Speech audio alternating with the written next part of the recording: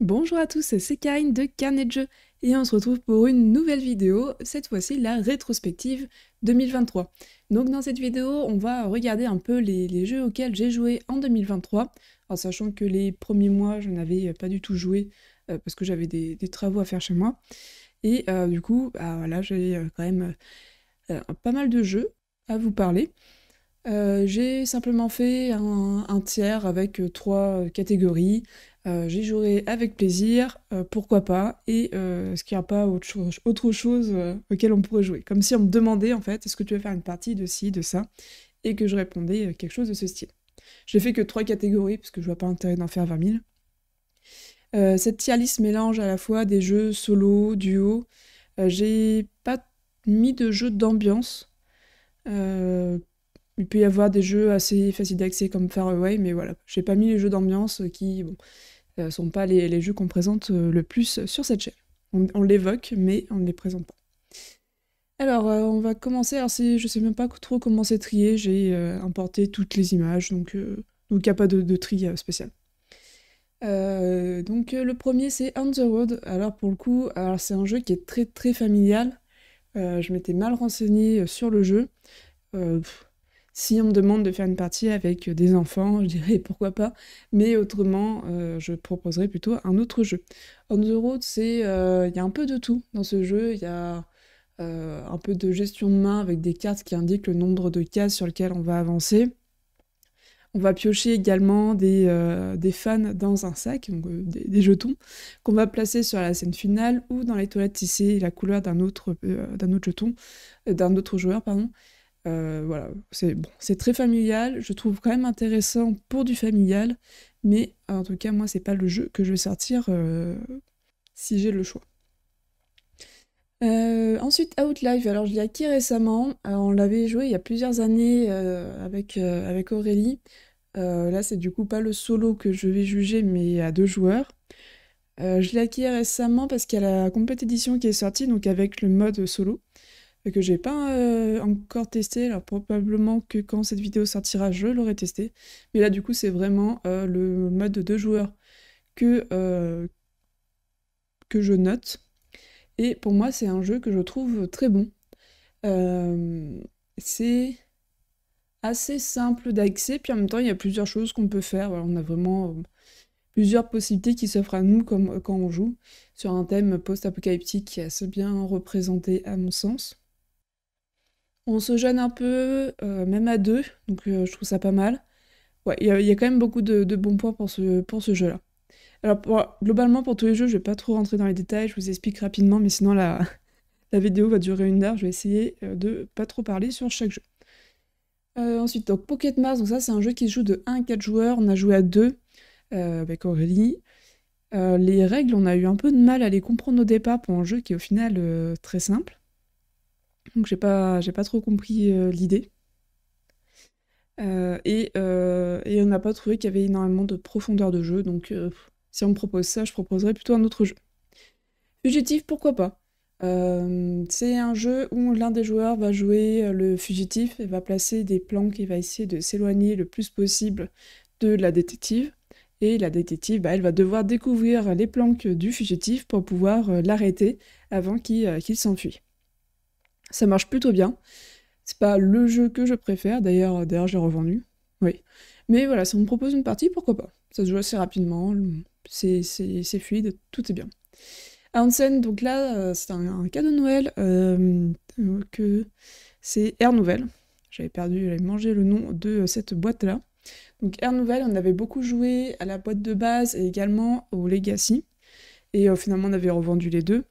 Et moi, c'est un jeu quand même que j'aime beaucoup. Donc voilà, je me suis dit nouvelle ère avec les expéditions. C'est peut-être ce qui va nous faire ressortir le jeu de temps en temps. C'est un jeu qu'on apprécie toutes les deux. Donc pareil, hein, jouer à deux. En solo, ça doit être à peu près pareil pour le coup, vu que c'est de la coop. Et je trouve que probablement l'un de mes meilleurs jeux. Même s'il coche pas forcément tous mes critères, à chaque fois que j'y joue, c'est toujours un plaisir. Donc avec plaisir pour jouer à Aeonsend. Je l'ai aussi sur Steam, L'application est plutôt bien faite. Je sais pas si ce sera encore en promotion. Là, il l'était, en tout cas. Il est assez régulièrement en promotion, donc vous pouvez le mettre sur votre liste de souhaits Steam, et ça va vous prévenir quand il y a une promotion dessus, si ça vous intéresse. Coffee Roaster, et bah pourquoi pas, un jeu solo aussi en VO, enfin en anglais.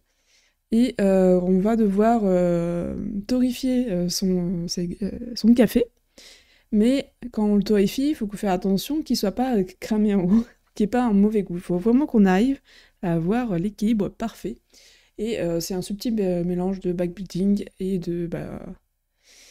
d'engine building, Ouais, c'est surtout du backbuilding, mais en fait, on va vraiment améliorer nos grains qu'on va remettre dans le sac, etc. Du coup, on améliore nos grains et il faut réussir à se souvenir de ce qu'on avait mis dans le sac pour pouvoir arriver au bon truc. Ça se joue en 3 parties de mémoire et en fonction de notre score final, on a plus ou moins réussi et le jeu nous invite à aller vers plus de difficultés. Donc très bien, Coffee Roaster. Din Oblivion. J'hésite entre les deux. Pour le coup, j'aurais peut-être dû mettre une autre catégorie. Non, je voulais rester sur 3 pour que ce soit simple. Je dirais pourquoi pas, parce que je trouve que c'est un très bon jeu, mais c'est pas non plus, si on me met face à un Outsend, je vais probablement plutôt choisir Outsend, ou un Outlive, voilà. Voilà, pourquoi pas. Ok, tu me proposes d'y jouer, pourquoi pas, ça me fait plaisir, mais bon, voilà. Nemesis. Nemesis, un jeu que j'ai beaucoup attendu avant de jouer. Déjà parce qu'il me fallait de la place. Au départ, j'avais pas de place, après, j'avais pas de temps. Donc, au bout d'un moment, j'ai eu les deux. On y a joué à deux avec Aurélie. Euh, on s'attendait à mieux. On a été déçus par rapport à nos attentes. Le jeu n'est pas foncièrement mauvais, loin de là. D'ailleurs, je crois qu'il est plutôt bien noté. Difficile à trouver. Mais, bah, je sais pas, peut-être qu'on n'était pas spécialement dans l'ambiance. C'est un jeu où il faut quand même être beaucoup dans l'ambiance, à mon sens. Aucune de nous deux n'avait de carte traître. Je pense que c'est un jeu qui est bien meilleur quand on joue à 4 et qu'on essaye un peu de se tirer dans les pattes pour pouvoir gagner et voilà, qu'on se demande un peu tous qui est le traître. Je pense que c'est plus dans ce sens-là. Alors, je vais mettre dans autre chose parce que ma configuration de jeu principale, c'est solo et duo. Mais si on est 3-4, je mettrai dans pourquoi pas. Pour tester, au moins pour tester. For Glory sans grande surprise, un jeu de deck building sur le thème des gladiateurs en 2 phases. Une phase où on améliore notre deck et une phase où on combat. Avec plaisir, ça, moi, il n'y a pas de souci. Jeu également que en anglais. Alors anglais, espagnol, je crois que j'ai vu. Mais pas en français malheureusement. Donc j'espère qu'un jour il y aura une localisation parce qu'il est vraiment très très bien. Avec du matériel incroyable. Way of the Samurai, pour moi c'est un peu comme tous les jeux auxquels j'ai pu jouer de Yosef Farai. Il y a beaucoup de bons avis dessus. Il y a un peu une hype autour de l'auteur plus que des jeux, j'ai l'impression. Dans le sens où c'est un auteur français qui fait des jeux solo, il n'y en a pas tant que ça. J'ai l'impression que les gens le soutiennent beaucoup. Et je dis pas non plus que ces jeux sont mauvais, hein, loin de là, mais j'ai eu plus de mal à y adhérer. Déjà, c'est beaucoup de jeux puzzle game. Moi, j'aime bien quand il y a un peu de hasard parce que ça me fait revoir un peu ma stratégie. En fait, ça me captive dans le jeu. Quand c'est trop calculé, je décroche. Donc pour moi, c'est vraiment pas mon jeu et je trouve que de manière globale, c'est quand même assez surcoté. Pour le prix, je comprends après, hein, il édite lui-même, etc. Mais si on le met à côté d'un autre jeu, moi c'est pas celui que je conseillerais. Piège obscur, je vais mettre dans pourquoi pas, un peu comme Din Oblivion. C'est un jeu que j'avais pas mal aimé, qui ressemble un peu à Subterra.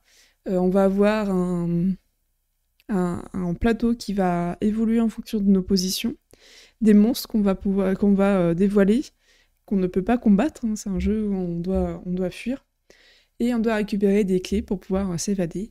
C'est plutôt astucieux, si on me propose une partie, j'y rejoins avec plaisir. Le Roi des 12, pareil, un peu mitigé, on est à jouer à 2, on n'a pas aimé, on a joué à 3, on a plus apprécié. Je pars du principe que ma configuration principale c'est 1 ou 2 joueurs dans le cadre de cette tier list, donc je vais le mettre en autre chose. Luna Capital, c'est un jeu que j'ai trouvé à 5 € chez Noz. Je voulais tester. Je suis assez surprise déjà du matériel et de tout. Je pense qu'il y a une qualité d'édition qui est assez incroyable sur ce jeu. En fait, il y a les tuiles contre des punchs, là. Ils sont servis pour faire aussi l'insert. Donc en fait, on construit son insert et je trouve ça très intelligent. Surtout si ça rajoute que quelques euros à la boîte et que ça permet d'avoir un jeu bien rangé. Derrière, on a des mécaniques qui se rapprochent beaucoup de Acropolis, mais à mon sens, le scoring est beaucoup plus complexe et je suis pas sûre que ça vaille le coup. Il y a beaucoup de bâtiments différents, donc il faut se souvenir de chaque bâtiment, du pouvoir qu'ils font. Il y en a qui sont, c'est avec des tuiles adjacentes, d'autres c'est avec des tuiles plus éloignées. Je trouve ça un peu compliqué. Donc c'était une belle découverte, mais pas forcément un jeu auquel je rejouerai, donc voilà, autre chose. The Loop, ça fait longtemps celui-là, ça devait être en début d'année du coup. Ouh, je me suis trompée. Mais celui-ci, ça fait assez longtemps qu'on n'y a pas joué. On n'y a joué qu'une fois, et on n'a pas du tout compris la hype qu'il y avait derrière. Pourtant, il continue, hein, donc c'est pas qu'une hype, c'est que le jeu est bon. Je pense qu'un peu comme pour Nemesis, on s'attendait à beaucoup mieux. Et au final, on a été un peu déçus. On a trouvé notre partie simple. Et surtout qu'on faisait souvent les mêmes actions. Enfin, on n'a pas été emballé. Je me souviens plus trop exactement. Moi, je sais que je jouais souvent les mêmes cartes. Je faisais les mêmes actions de déplacement. Et que ma sœur aussi, on avait réussi à trouver un fonctionnement comme ça qui fonctionnait bien. Bon, autre chose. Black Hole, tiens, encore un jeu de USFI qui est, à mon sens, un poil plus intéressant. Parce qu'il y a de la narration, par contre ça repose, pour le coup, énormément sur la chance. C'est vos dés qui vont dicter ce que vous allez pouvoir faire ou non. En fonction de vos résultats en fin de partie, vous allez pouvoir avoir des bonus qui peuvent vous ajouter un tout petit peu de contrôle, mais en général ils sont temporaires. Enfin, ils sont tous temporaires, mais il y en a c'est sur une partie, d'autres c'est sur une action. J'ai fait qu'une partie en print and play. Ça c'est pareil, c'est un jeu qui 50 €, c'est enfin. Et encore, ça c'est si vous le trouvez à un prix raisonnable, 50 €. Sinon ça va payer beaucoup plus cher, mais pourquoi pas? Pourquoi pas? J'ai fait une partie, je me suis quand même bien amusée. J'ai envie d'aller plus loin, de découvrir un peu ce que l'auteur nous propose et de découvrir l'univers qu'il y a autour. J'avais aussi prévu de vous faire un peu une histoire autour, en mettant des choses qui sont fictives et des choses qui sont vraies, pour que chacun puisse regarder sans se spoil. Peut-être que je reprendrai le projet. Ouais, peut-être.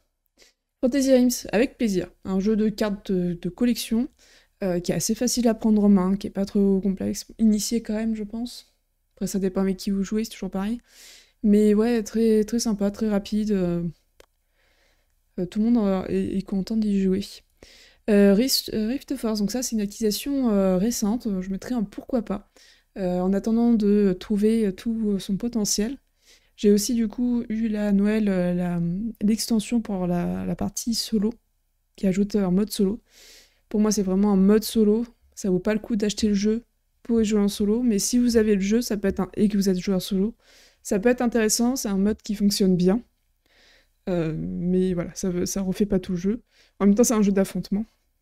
Donc voilà. On peut pas non plus s'attendre à tout un autre jeu avec un mode solo. Mais ça fonctionne bien. On a vraiment un automate qui vient nous embêter et sur lequel on a quand même du contrôle et on peut potentiellement gagner. Moi, je n'ai pas gagné, mais on peut potentiellement gagner. Now or Never, donc j'en suis à la moitié de la campagne. J'ai fait une partie aussi en standard. Pourquoi pas pour finir la campagne, par contre après j'y rejouerai pas. J'ai déjà un peu de mal, là j'ai fait du coup quasiment 4 parties, alors de suite non, mais très rapprochées. J'ai un peu du mal en solo, peut-être qu'à 2, je pense vraiment qu'à 2 il doit être meilleur parce qu'on se tire un peu plus dans les pattes. Il y a un peu plus de tension à qui récupère la tête tuile ou autre. Le mode solo fonctionne bien, mais on n'a pas cette tension de qui va le prendre en premier. Entre chaque... alors le narratif aussi est très très simple, c'est un peu les quêtes secondaires que vous allez avoir, voire les quêtes optionnelles que vous allez avoir dans les jeux vidéo. Je trouve que ça n'apporte pas tellement à l'histoire. Du coup, je ne comprends pas trop. Alors peut-être que j'ai pas eu de chance sur les quêtes que j'ai lues, parce qu'en fait, c'est en fonction de sur quelle case on va qu'on peut connaître l'histoire. Je n'ai pas été très convaincue par cette partie narrative, qui est très très légère à mon sens. Et je trouve que le jeu, je fais vraiment toujours la même chose et je n'arrive pas à me projeter dans le jeu. Donc pour moi, ça c'est un problème. J'ai besoin qu'un jeu me transporte dans son univers et malgré la partie narrative, qui quand même ajoute un peu de sens au jeu, parce qu'à partie standard, je me suis un peu demandé pourquoi jouer à ça. Euh, Ouais, j'ai pas été transportée. Après, le jeu fonctionne bien, il est très fluide. Il y a une partie vraiment intéressante avec une zone où notre personnage va se déplacer, une zone où on va construire, reconstruire notre ville, et on va avoir du coup nos villageois qui vont arriver, etc. Je trouve ça assez intéressant. Les combats, je ne comprends pas pourquoi ça n'a pas été plus réfléchi, parce que là, on lance un dé, on regarde sur notre plateau ce qu'on a, donc c'est une partie qui peut évoluer, on peut acheter de l'équipement, on peut également, avec l'expérience acquise, changer nos compétences. Par contre, tu lances le dé, tu appliques l'effet qu'il y a sur ta ligne, et puis l'ennemi te fait également des dégâts. Voilà. Bah, au moins, c'est rapide, hein. Les combats se gèrent très rapidement. Mais du coup, autant je pense que c'est un très bon point que ça se joue, ça se règle rapidement à plusieurs joueurs. Par contre, quand t'es tout seul, bah, ça manque d'intérêt.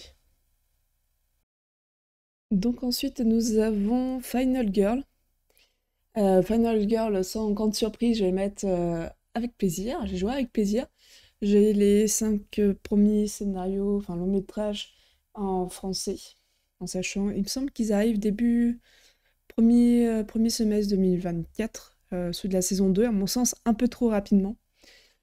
Je ferai une vidéo, il faut vraiment que j'avance dessus, mais j'aimerais jouer davantage avant de vous faire une vidéo sur les scénarios que je préfère, les longs métrages que je préfère. Comme ça pourra peut-être vous aiguiller également.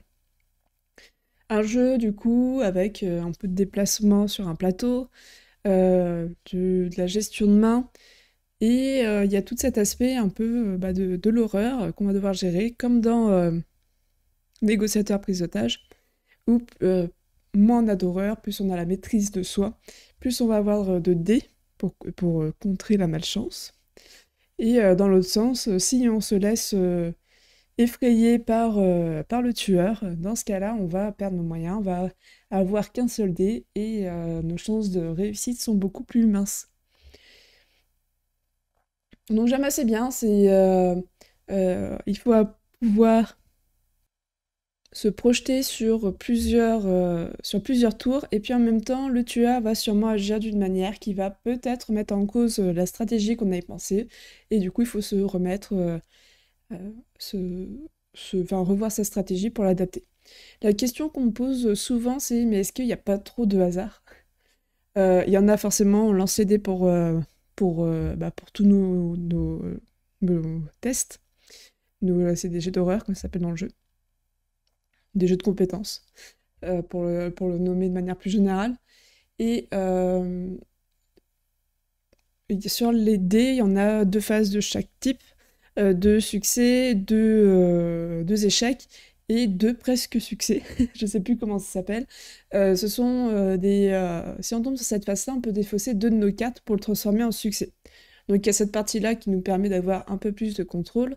On va également avoir des cartes qu'on va pouvoir acheter qui vont nous permettre de relancer les dés.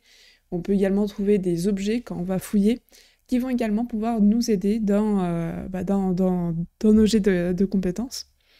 Et je trouve qu'avec toutes ces possibilités-là, on arrive à un jeu qui est plutôt équilibré et qui est intéressant à jouer avec... Enfin moi à chaque fois je me fais mes petits films quand je joue à Final Girl. Alors je précise à chaque fois, mais je n'ai jamais regardé un film d'horreur.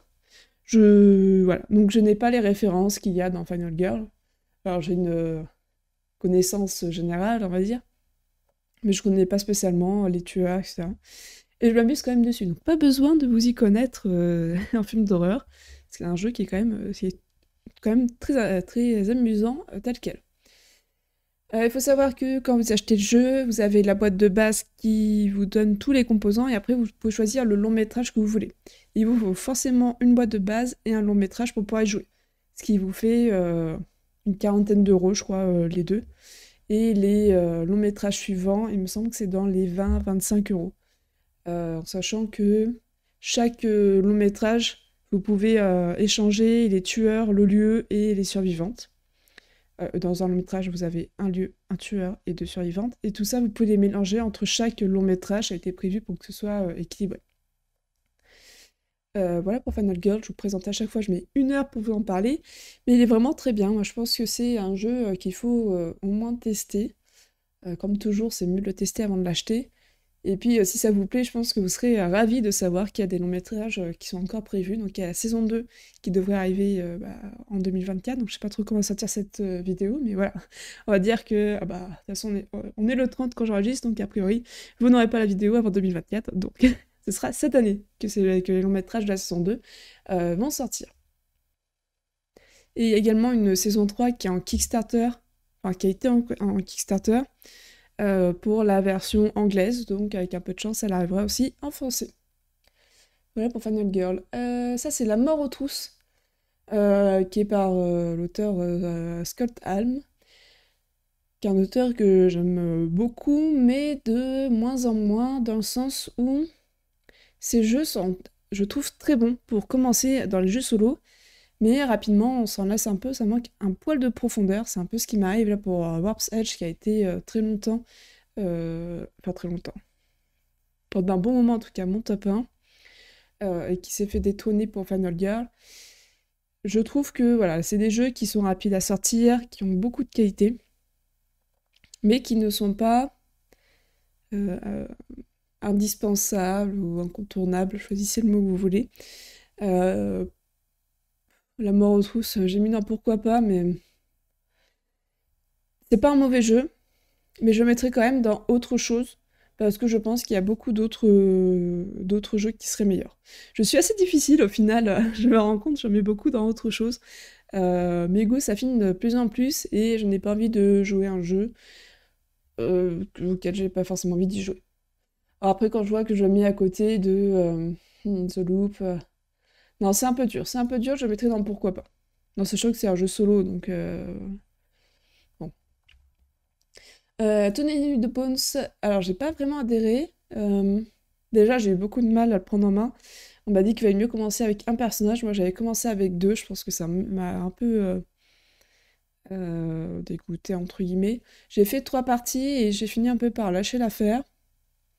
Et je mène dans pourquoi pas, parce que c'est un jeu où, à la limite, à 2, pourquoi pas, j'y rejouerai.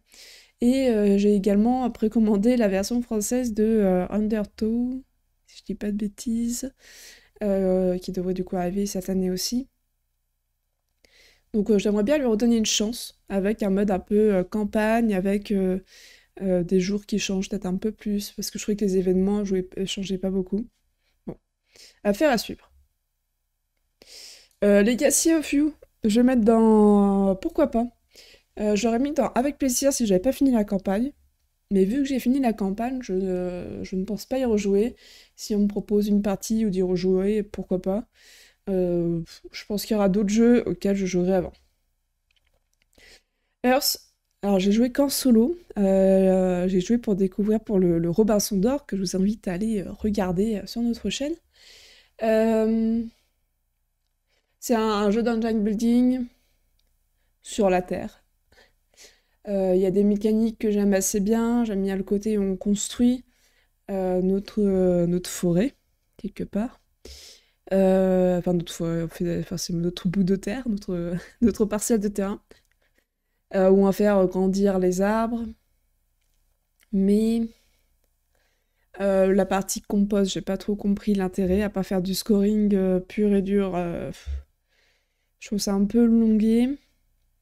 J'ai pas spécialement adhéré. L'automa aussi est très très fort au début, ce qui a tendance à surprendre et à décourager, surtout quand c'est notre première partie, on se dit mais jamais je vais réussir à la rattraper. Au final, nous, comme on gagne petit à petit en puissance et l'automa pas tellement, on le rattrape. Mais voilà, il y a cet aspect un peu décourageant. Allez, on va mettre dans pourquoi pas, mais on est limite dans autre chose, hein. Mm. Ouais, je vais le laisser dans pourquoi pas, mais il est vraiment à la limite. Septima, bah, un peu comme Earth. Donc là, on est à jouer en solo et à deux. Le solo, j'ai fait 2 demi-parties, je trouvais trop long, trop de maintenance, de changements. Pas été très très fan et je voulais quand même jouer à deux pour bah, me faire un avis plus complet. Et c'était beaucoup plus intéressant. Donc si c'est pour une partie solo, je mettrai dans autre chose. Par contre, pour une partie à deux, pourquoi pas y rejouer? Bon, après, il y a ceux qui sont en haut déjà, auxquels je rejouerai avec plaisir. Sans compter toutes les nouveautés qu'il va y avoir encore cette année. Turing Machine, pourquoi pas? C'est pas le jeu de l'année, c'est un jeu sur lequel je m'amuse. On me l'avait prêté.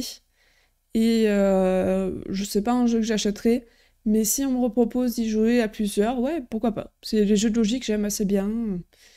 Donc ça me ferait plaisir d'y rejouer. Splatter Duel, pourquoi pas aussi. Euh, c'est assez compliqué, je trouve, de trouver des bons jeux à deux. Et Splendor Duel y arrive plutôt bien. Euh, donc pourquoi pas y rejouer. Je sais que nous, avec Aurélie, on n'y rejouerait pas forcément. Parce que enfin, en fait, sur ce type de jeu, soit on partirait sur plus gros, soit ce serait vraiment de la découverte. Mais je pense pas qu'un jeu comme ça le ressortirait. Hit, je mettrai dans avec plaisir. Alors j'ai pas le jeu physique. Parce que je ne suis pas sûre, soit de moi y jouer solo, soit d'avoir les personnes avec qui y jouer. À voir. C'est peut-être un jeu que je vais acquérir. Euh, si je pense que les gens autour de moi y joueraient. Mais en tout cas, du coup, j'y ai joué sur BGA. Vous pouvez jouer gratuitement. Si vous avez une personne qui est premium ou si vous rejoignez une partie aléatoire. Et je trouve, alors j'ai quasiment joué que au jeu de base. Le jeu de base est vraiment très simple et accessible. Et il est vraiment très très très bien fait. Moi, c'est un jeu que je recommande si vous n'y avez pas joué. Essayez au moins sur BGA, je pense que ça devrait vraiment vous surprendre. En général, de toute façon, avec l'éditeur Days of Wonder, on n'est pas du tout déçu. Et pareil, l'illustrateur derrière, c'est Vincent Dutry qui a fait plein de jeux et qui a très bien aussi sublimé ce jeu. Je vous mettrai le nom de l'auteur, vu que j'ai cité l'illustrateur et l'éditeur. Je me souviens plus de l'auteur derrière ce jeu. Mais ouais, vraiment un chef-d'œuvre, faut le dire. Il y a peu de jeux comme ça qui sortent. Et ce serait presque un souhait que j'aurais, que tous les éditeurs arrivent à nous sortir des pépites comme ça, même si c'en est un tous les 2 ans. Il y a tellement d'éditeurs, de toute façon, qu'on aura nos trucs, quoi. Mais j'achète tous vos jeux. Tous les jeux qui sortent comme ça, franchement. Celui-ci, vraiment la seule chose qui me gêne pour l'acheter, c'est est-ce que j'aurai des joueurs autour de ma table pour ce type de jeu? Je me dis parfois oui. Mais est-ce que ça. Voilà, je sais pas trop. Il y a une extension d'ailleurs qui va sortir pour ce jeu. Ouais. Et il donne très envie, hein. J'hésite beaucoup, je pense que je finirai par craquer. Il faudrait au moins que je trouve les joueurs au moins une fois pour vraiment me persuader. Mais si, si j'ai des potes qui me disent ah ouais, ce jeu me tente bien, je l'achète et on y joue, y a pas de souci. Ghostwix, on a fait une partie. Moi j'ai beaucoup aimé, Aurélie beaucoup moins. Je pense que ça dépend notamment des clans qu'on a choisis au départ. Aujourd'hui, je le mettrai avec plaisir à voir dans le temps s'il reste dans cette catégorie un peu plébiscitée. Micro macro, alors là c'était Trixton, je crois, qu'on avait. C'est bien, mais au bout d'un moment, on s'en lasse, quoi.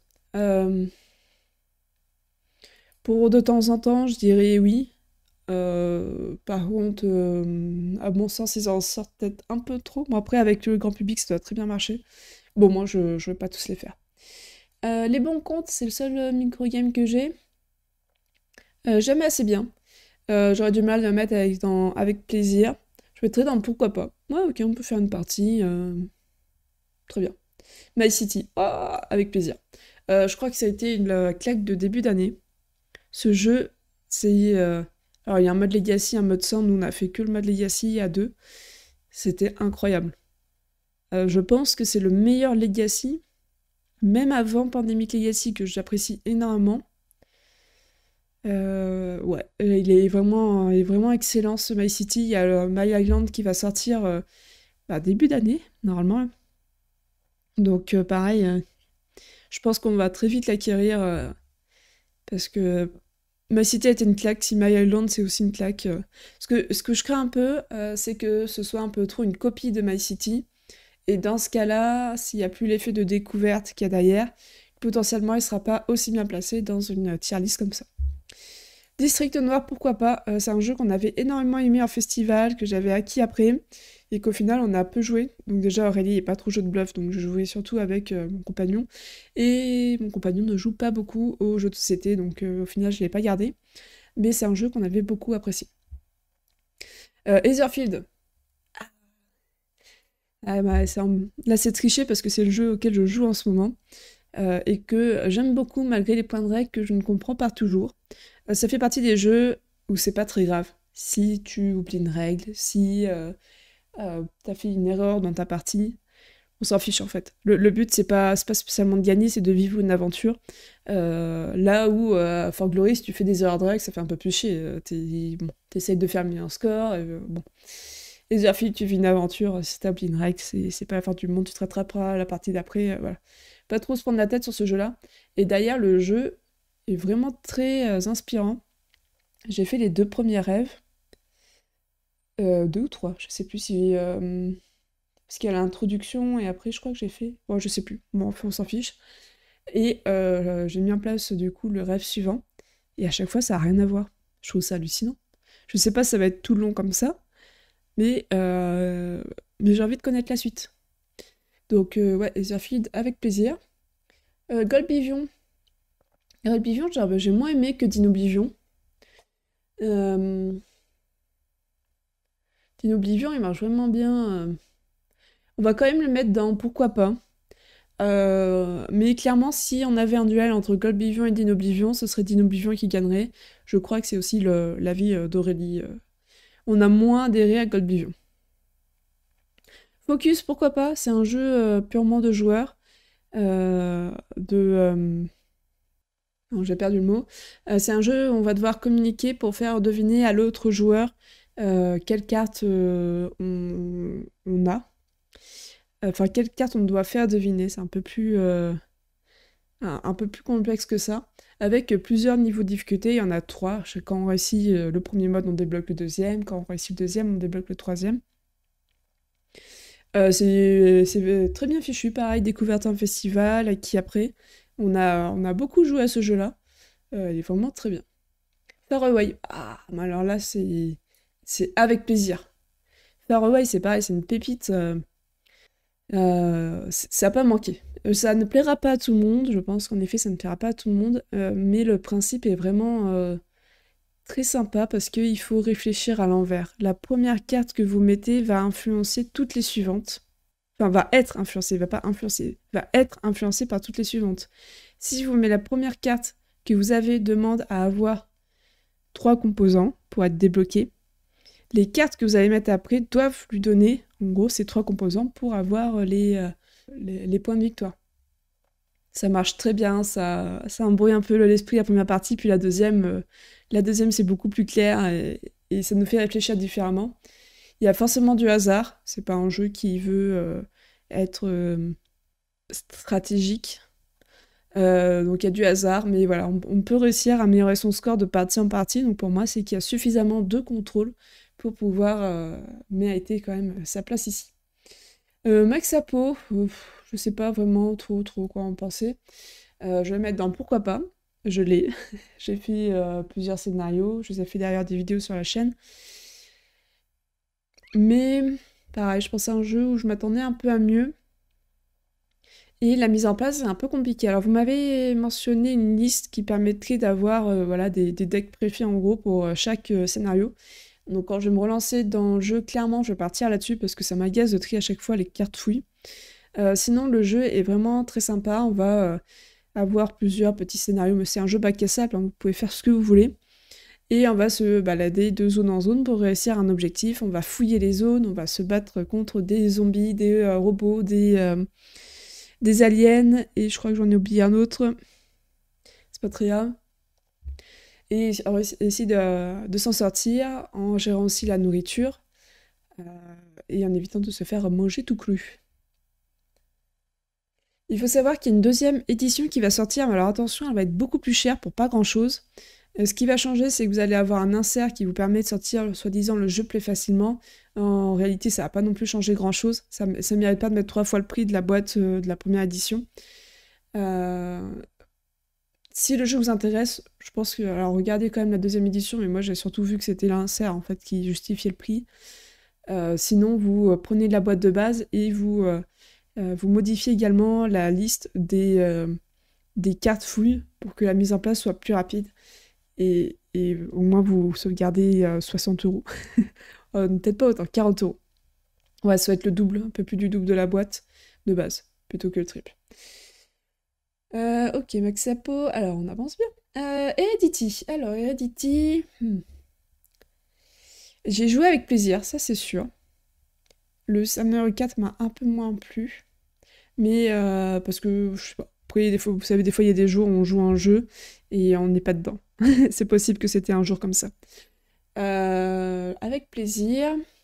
Mais il y a une extension qui va sortir aussi en 2024. Je sais pas si ça me fera revenir au jeu juste pour un scénario. Je ne pense pas.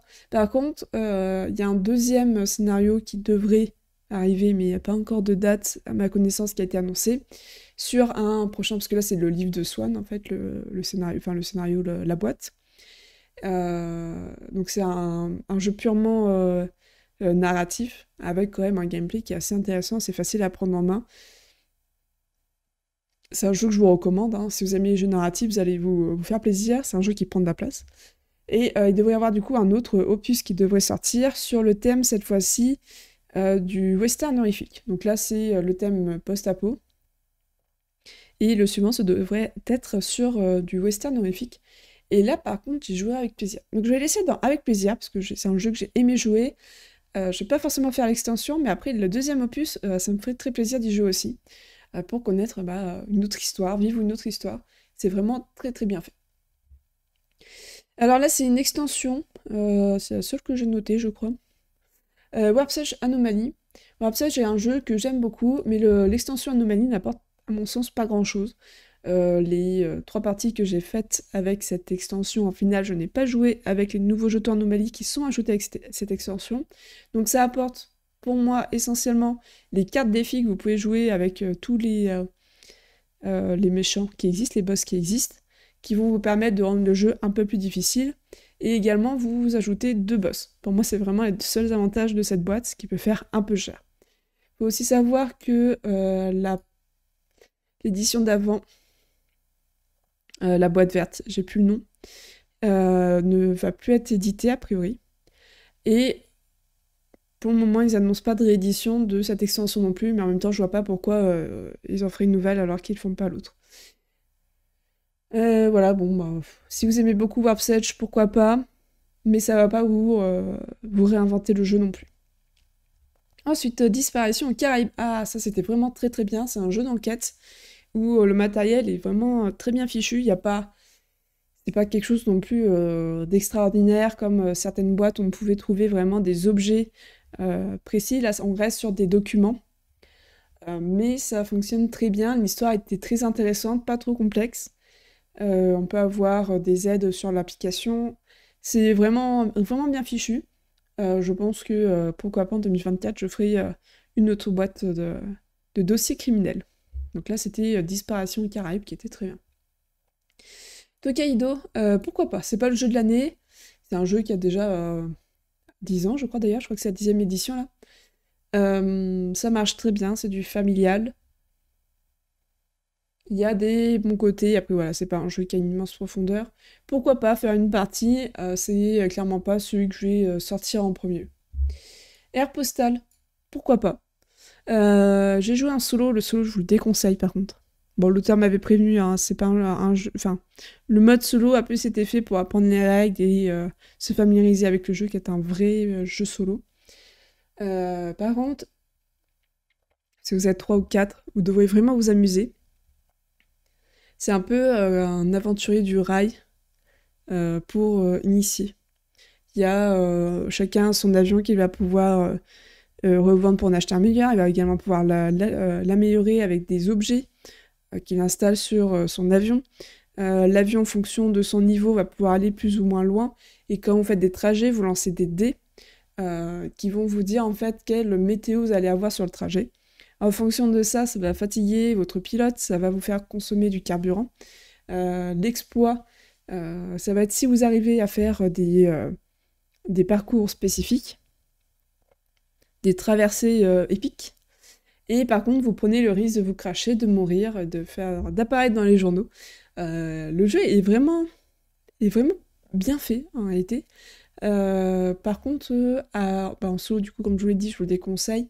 Et à deux, on n'a pas non plus à adhérer que ça. Déjà, Aurélie n'avait pas grand-chose à faire de son côté.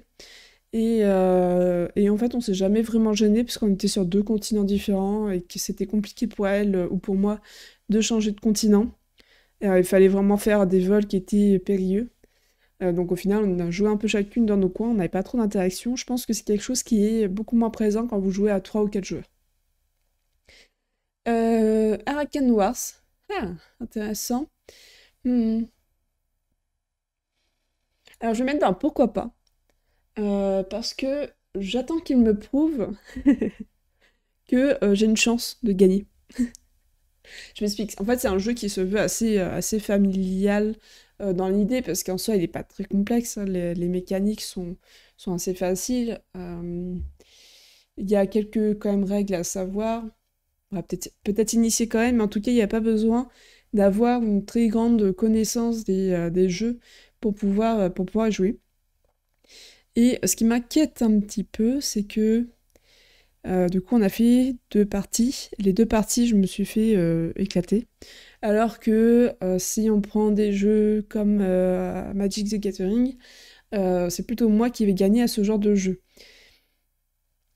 Donc ça me fait me poser des questions sur l'équilibrage entre les différents clans. Peut-être que c'est juste moi qui ai perdu la main. C'est possible, ou Aurélie qui se soit vraiment améliorée. C'est aussi tout à fait possible. Mais voilà, je mets un pourquoi pas. Le temps qu'on fasse d'autres parties où on échange de clans. Et on voit comment ça se passe. Et qu'on puisse vraiment juger après. Si je me rends compte que c'est juste moi qui suis nulle et que j'ai moyen de m'améliorer, il est fort probable qu'il passe dans la catégorie avec plaisir. Par contre, si les clans ne sont pas équilibrés, je sais pas trop. Il peut passer dans la case rouge, là, en autre chose, parce que ça peut être difficile à gérer. L'avantage quand on a des clans de difficultés différentes, c'est de pouvoir jouer avec des personnes qui n'y ont pas encore joué. Vous prenez un clan qui est plus difficile à maîtriser, et la personne qui est nouvelle sur le jeu prend un clan qui est plus facile à jouer. Sauf que je ne crois pas avoir vu cette information officiellement, donc je vais farfouiller un petit peu et creuser un peu l'information. Et enfin le dernier, Path of Civilization.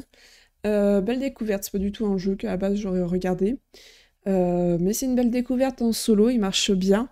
Les parties sont assez rapides, c'est la mise en place qui est un peu plus agaçante. Elle est assez longue, il faut piocher les bonnes cartes, il y a des conditions à respecter, etc. Ce qui est dommage parce que du coup, le temps de mise en place est presque aussi long que le temps de jeu. Mais sinon, le jeu est vraiment sympa, on a vraiment notre civilisation qui augmente assez vite en plus.